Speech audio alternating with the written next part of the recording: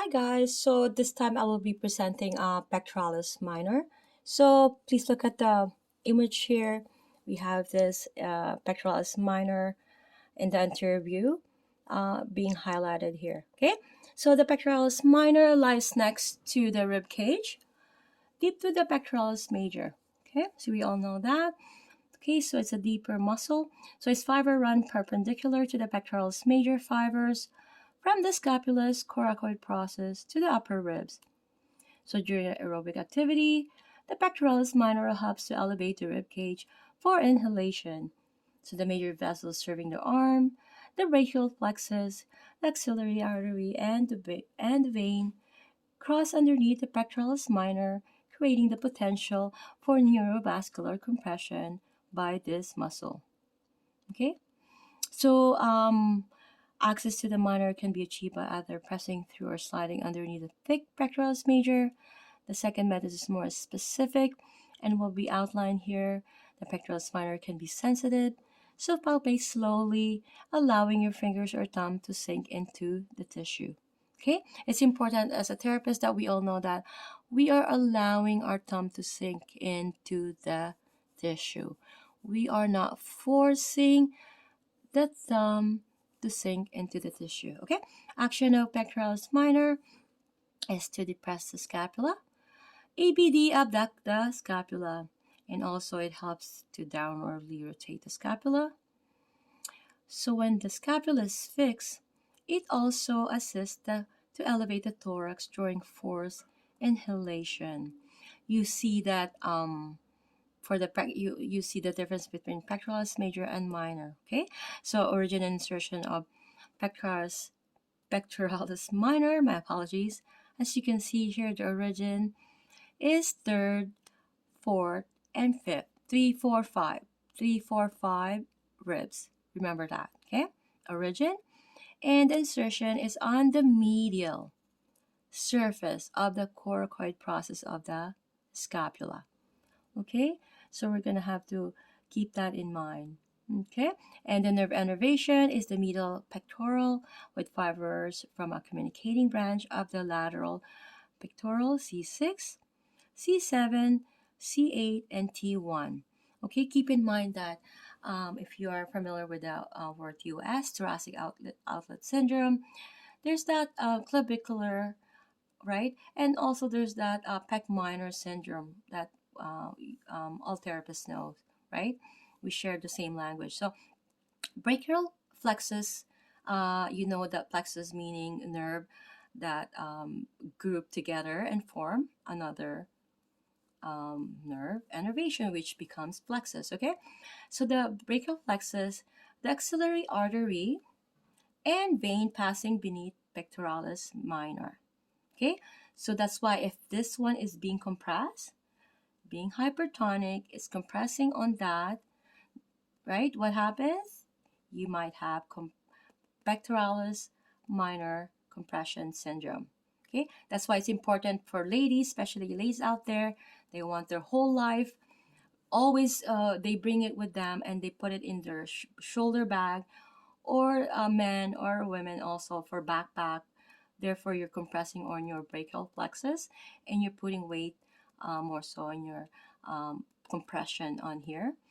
We should carry it with our palm because our palm contains a lot of, I have sweaty palm, a lot of aponeurosis, and this is really a strong, if you can feel that, although there's a lot of sensory in the nerve endings here. There's a lot, every area is like 50,000 nerve endings. So when you get a cut, you can really feel it, right? But it is strong, especially we are at strongest during flex because we grow in in our mother's womb that way, right? So keep that in mind. It's better for you to do that. That's one advice that I suggest for every woman. Okay, so the time is good. Okay, so I'm gonna present maybe perhaps another muscle with this, but let me go ahead with this image here where the client is trying to access the client in a the partner or client in a supine position, sliding under the pectoralis major to access the pectoralis minor. Okay, you're gonna slide the major, right, to the abscess. Incline the supine, ABD, abduct the arm, and place your fingers at the lateral edge of the pectoralis major. You're gonna slowly and gently slide under the pectoralis major, following along the surface of the ribs. So eventually your finger pads will come in contact with a small wall of muscle lying next to the ribs. This is the side of the pectoralis minor. So if you do not feel its tissue, excuse me, excuse me, visualize its location next to the ribs. Ask your partner to depress his scapula. Ever so slightly press your shoulder down towards your hip. When he depresses, do you feel the pectoralis minor contract? Do the fibers you feel run toward the coracoid process? So you have to be certain that you are located on the proper muscles, okay? So when you use your pectoralis minor, you're throwing a punch, whether you're reaching into a deep front pocket or you're taking a deep inhalation, okay? So side lying, we see the image here. This is an enlarged image of the therapist's thumb, left the left hand is trying to palpate while the client is side lying in a flex position, right? And then the other arm is trying to pull downward. Okay, so supporting the arm in a flex position and pull it anteriorly. This brings the pectoralis major off the chest wall and allows the breast tissue to fall away from the area you are palpating. Okay, slowly slide your thumb under the pectoralis major, following along the surface of the ribs. So your thumb will press into the side and into the surface of the pectoralis minor. My apologies. My Filipino accent is coming out. Then ask your partner to gently depress his scapula where you feel for the minor's contraction. Okay?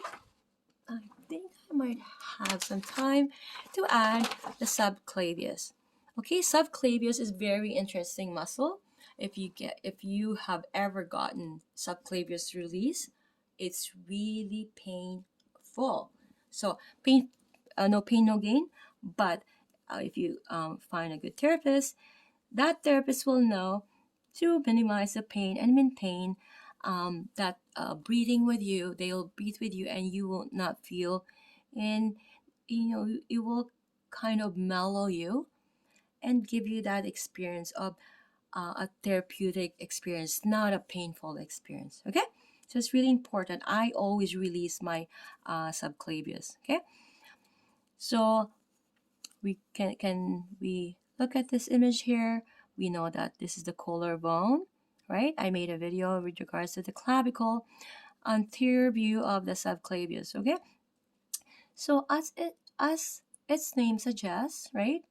The subclavius is located underneath, right? Sub, right? Like submarine, subway, because it's underneath the clavius, right? The subclavius. So it's self-explanatory if you come to think of it. Its fiber runs parallel to the clavicle, deep to the pectoralis major, and can be challenging to truly isolate. So on quadrupeds, the four-legged animals, the subclavius is quite large and plays an important role in stabilizing the clavicle and shoulder girdle during locomotion. So a human subclavius, on the other hand, is a small secondary muscle. So the action for the subclavius is depress the clavicle and draw it anteriorly. Elevate the first rib to assist during inhalation. Establish the sternocleido-clavicular joint. Okay, we all know where is the sternoclavicular joint, right? Clavicle and sterno, right? The sternum.